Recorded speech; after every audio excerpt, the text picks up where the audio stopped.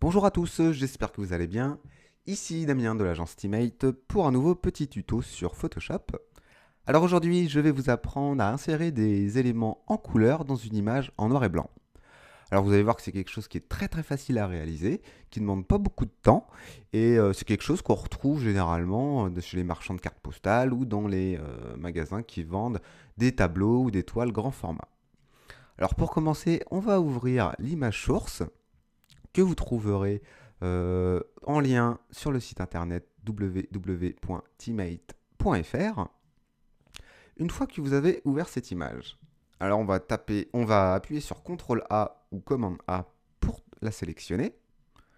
On va faire CTRL ou pomme C pour la copier et on va créer un nouveau document en appuyant sur CTRL N.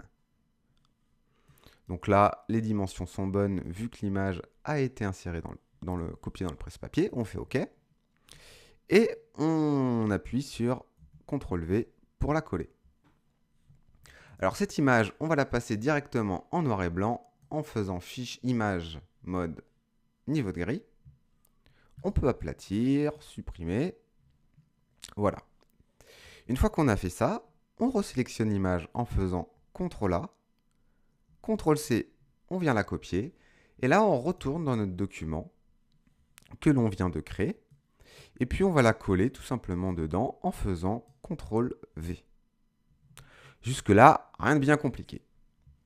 Donc maintenant, l'idée, c'est de créer un masque sur cette image pour faire apparaître l'image d'arrière-plan et donc retrouver certains éléments en couleur. Donc pour créer un masque, c'est très facile. On vient cliquer ici sur la petite icône en bas de la palette des calques. Voilà, vous cliquez ici. Donc là, vous voyez qu'il y a un masque qui vient de s'insérer juste à côté de l'image. Donc là, vous faites bien attention de ne pas travailler sur le calque en lui-même, mais bien sur le masque. Vous cliquez sur la petite fenêtre blanche. Et là, on va venir sélectionner une couleur noire au premier plan. Et on va venir prendre le pinceau. Alors là, on peut zoomer sur l'image en faisant CTRL plus pour être précis. Pour naviguer sur l'image comme ceci, sans utiliser le scroll en bas et à droite, vous appuyez sur la touche espace. Vous voyez une petite main qui apparaît et vous cliquez, ça vous permet de naviguer tranquillement. Voilà, petite astuce, hein.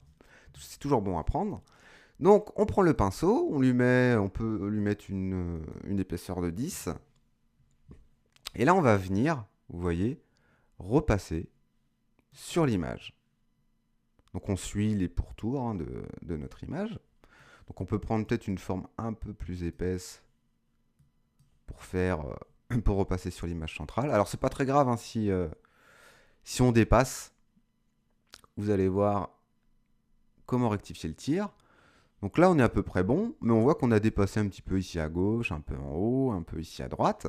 Donc on va se remettre en blanc, en couleur de premier plan. Là on va baisser un petit peu l'épaisseur du pinceau. On peut se remettre à 10. Et on va repasser sur les zones où on a dépassé. Vous voyez comme par magie, ces zones disparaissent. Donc en gros, le principe du masque, c'est dès qu'on applique une couleur noire sur ce masque, eh bien ça laisse apparaître la transparence. Et là, la transparence, c'est quoi? C'est l'image qu'il y a en arrière-plan. Donc là, on peut repasser un petit peu ici. Pour être un peu plus précis, on peut baisser un peu la forme à 5 pixels. Et repasser, se remettre en blanc et repasser en premier. On repasse sur les bords où on a dépassé.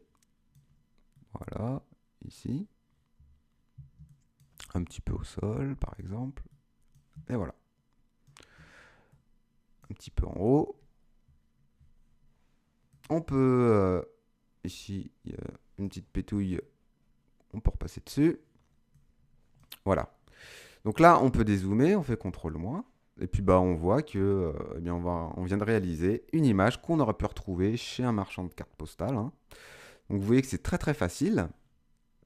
Si on veut mettre un autre élément de l'image en couleur, par exemple les petits panneaux métro, les petites banderoles, eh bien on se replace sur le masque, hein, on fait exactement la même chose. On reprend le pinceau. Et puis vous voyez, on repasse. Hein. Alors une petite astuce aussi, vous pouvez appuyer sur Shift, cliquer et recliquer. Vous voyez, comme ça on est un petit peu plus précis. Hein. Donc là on a dépassé un peu en bas, c'est pas très grave. Le petit panneau ici, on le passe en couleur. Et puis on a dit les petites banderoles. Tac.